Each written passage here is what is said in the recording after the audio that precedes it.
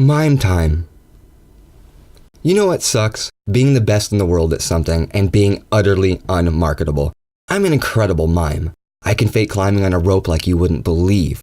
But mimes don't rake in the cash like they used to. And busking is hard. On a good day, I might take in $30. No matter how many walls I'd walk or jump ropes I'd skip, my account just wasn't making any money. I was going to lose my apartment. I'm crediting my desperation for me not noticing how creepy the man I was. I guess when your diet mostly consists of 99-cent tacos, you don't think twice when you get offered magic gloves. But he said they'd make me put on my most memorable show ever, so I took them. The next day, I sat down my money bucket, slipped on the gloves, hit the play button on my stereo, and got to work. I started with the rope climb, then something amazing happened. As I closed my hands around the invisible rope, my fingers latched onto something solid. I could feel the rope in my hands. I gave a strong pull.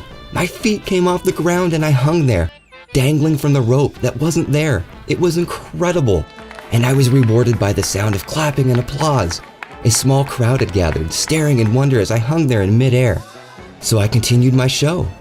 I sat on chairs that weren't there. I leaned impossibly against the walls. I even rode an invisible bike through the ever-increasing crowd to uproarious cheers, and my money bucket was filled with cash. And then I tried a classic, the invisible box.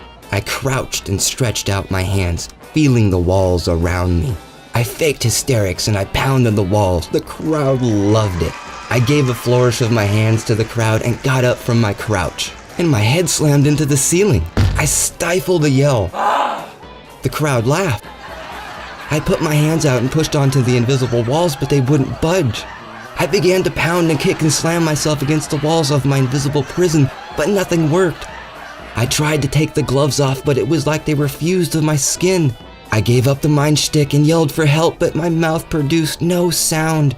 Then the walls began moving inward. I tried to brace myself against them as the box grew smaller and smaller.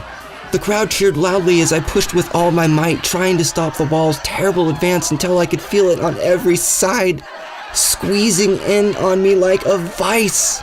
And as my breath left me, and my bones cracked, and as the jubilant laughter of the crowd turned to terrified screaming, I couldn't help but think that this was definitely my most memorable show ever.